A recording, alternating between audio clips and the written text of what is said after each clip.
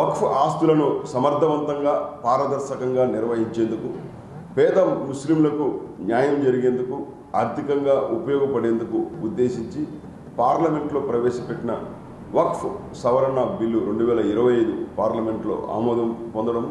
దీనికి దేశవ్యాప్తంగా ఉన్నటువంటి కోట్లాది మంది పార్లమెంటరీ కమిటీకి అనుకూలంగా సిఫార్సులు చేస్తూ తమ యొక్క రికమెండేషన్స్ను పంపించడం, లోక్సభలో ఆమోదం పొందిన నేపథ్యంలో సహకరించినటువంటి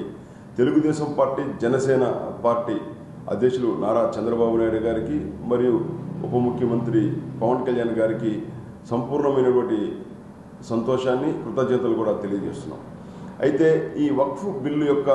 సవరణ బిల్లు యొక్క ఉద్దేశం ఏదైతే వక్ఫ్ పరిధిలో ఉండాల్సినటువంటి ఆస్తులు సమర్థవంతంగా, పారదర్శకంగా, ప్రత్యేకమైనటువంటి చట్టంతో నిర్వహించే ప్రయత్నం చేయడము,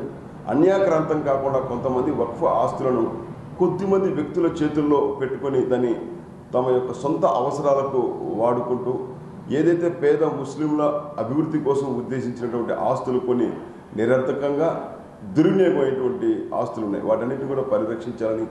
పేద ముస్లింలను ఇంతకాలం కాంగ్రెస్ పార్టీ ద్వితీయ శ్రేణి పౌరులుగా గుర్తించి ఇవాళ అర్ధరహితమైనటువంటి ఆరోపణలు చేస్తూ అవాస్తవాలను ప్రజల మధ్య చూపించి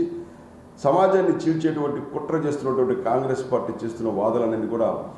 పార్లమెంటు వేదికగా తేటతెల్లమైపోయాయి. కాబట్టి వక్ఫ్ బిల్లును అందరూ కూడా సమర్థంగా ఆచరించాలి.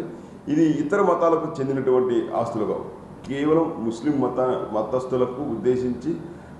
నిర్వహించాల్సినటువంటి ఆస్తులు అయితే అన్యాక్రాంతం అయిపోతుంది. అయితే 2013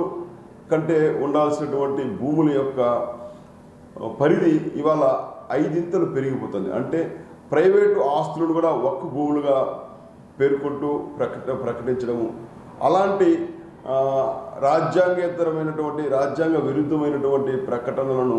న్యాయస్థానంలో ఛాలెంజ్ చేయలేనటువంటి, న్యాయస్థానాన్ని ఆశ్రయించేటువంటి వెసులుబాటు లేని కారణంగా అనేక వివాదాలు, శాంతిపరమైనటువంటి సమస్యలు ఇవన్నీ కూడా తలెత్తేటువంటి ప్రమాదం తరచూ దేశంలో మనం చూస్తున్నాం. కాబట్టి ఏదైనా వక్ఫ్ బోర్డు ఇచ్చినటువంటి తీర్పును న్యాయస్థానంలో సవాలు చేసే విధంగా, న్యాయస్థానంలో అప్పీల్ చేసుకునే విధంగా ఏదైతే వక్ఫ్ ట్రిబ్యునల్ ఇచ్చే తీర్పులను హైకోర్టులో ఛాలెంజ్ చేసేటువంటి పరిస్థితి గతంలో లేని కారణంగా అన్ని ప్రైవేటు ఆస్తులుగా వక్ఫ్ భూములుగా పరిగణించడము, వక్ఫ్ యొక్క అనుమతి కోరాలనేటువంటి ఒక నిబంధన ఏదైతే ప్రతికూలంగా, ప్రతిబంధకంగా ఉన్నటువంటి సెక్షన్ 40 కారణంగా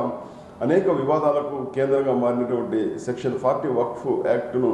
సవరిస్తూ సరళమైనటువంటి 2025 చట్టాన్ని తీసుకురావడం కారణంగా దేశ ముస్లింలందరికీ, ముఖ్యంగా పేద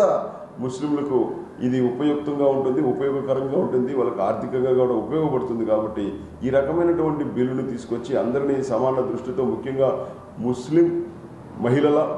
పేద ముస్లింల యొక్క ఆర్థిక అభివృద్ధికి కట్టుబడి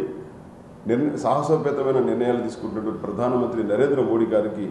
దేశ ప్రజల తరపున మేము కృతజ్ఞతలు తెలియజేస్తున్నాం.